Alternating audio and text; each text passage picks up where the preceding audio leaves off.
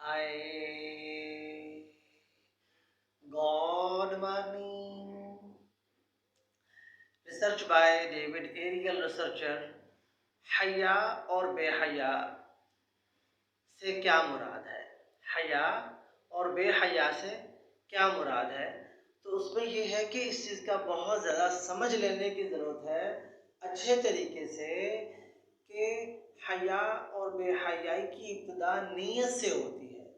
तो नीयत उसकी बुनियाद है। उसके बाद आप उसमें देख सकते हैं वफादारी है, कमिटमेंट है।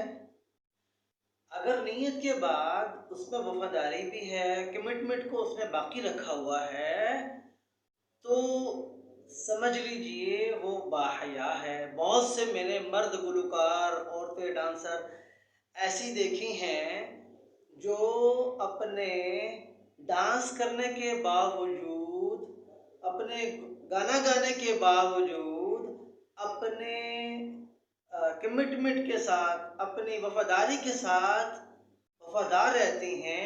यानी कि जो उन्होंने अपने हिजाब कबूल किया होता है उसके साथ वो बहुत ज़्यादा वफादार रहते हैं। तो इस चीज़ को बहुत अच्छे तरीके से समझ लेने की ज़रूरत है कि बहुत से अच्छे लोग भी हैं और बहुत सी अच्छी औरतें भी हैं। बस सिर्फ आपको समझना ये है कि वो अपने कमिटमेंट के साथ ठीक हैं। बहुत से मैंने ऐसी बहुत सारे मर्दों को, बहुत सारी औरतों को डांस करते हुए, सरेआम लोगों के सामने डांस करते हुए और बरहना डांस करते हुए देखा। और उसके बाद मैंने उन पे गौर किया बहुत अच्छे तरीके से कि वो अपने बच्चों की कमाई के लिए अगर डांस कर रही हैं, लेकिन अपनी अपनी कमिटमेंट के साथ वो बहुत ज़्यादा वफादार हैं, तो मैंने उनसे बड़ा हयादार कोई नहीं पाया। तो अंदाज़ा कीजिए कि बहुत से स्कूल ऑफ थॉट में इस चीज़ की इजाज़त है कि एक ताइफा औरत डांस करके या अपना टाइम सेल करके जो पैसे लेकर आती है, वो पैसे उसके बच्चों के लिए हलाल कमाई है। तो इस चीज़ को बहुत ज़्यादा अच्छे तरीके से समझ लेने की ज़रूरत है।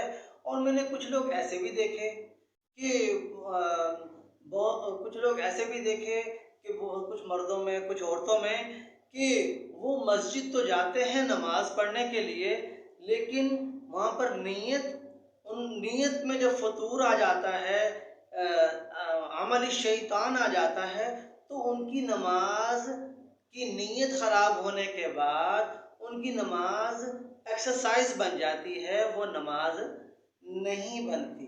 तो इस चीज़ को समझिए बहुत ज़्यादा अच्छे तरीके से। मैं ये बात वज़ाहत से समझाना चाह रहा हूँ कि हया और बाहया हर किसी को आप नहीं कह सकते। नीयत पे देखना होगा।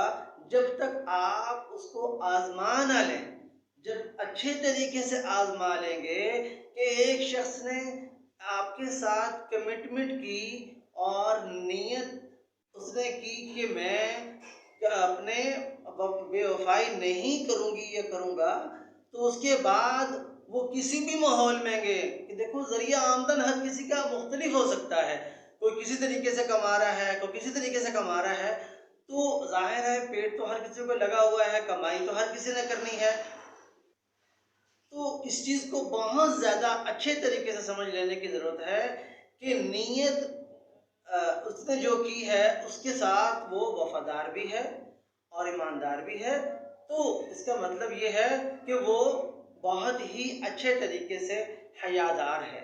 अगर वो वफादार नहीं है अपनी नीयत के साथ, तो वो बेहया कहलाएगा। तो ये कायदा कानून कुलिया मैंने आपके सामने शेयर कर दिया।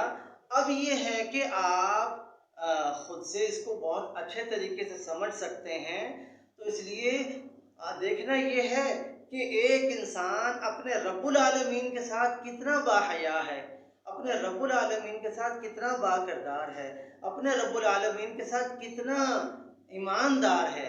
वो तभी है कि एक शख्स अगर डांस कर रहा है या कोई खातून सरेआम डांस कर रही है, डांस करने के बावजूद वो अपने रब्बुल आलमीन के साथ वफादार है, वो जिसके साथ हिजाब कबूल किया हुआ है या जिसके साथ कमिटमेंट है या जिसको उसने टाइम सेव किया हुआ है, उसके टाइम में बेईमानी नहीं कर रही, उसके साथ बेवफाई नहीं कर रहा, तो उसमें इस बात को समझ लेने की ज़रूरत है अच्छे तरीके से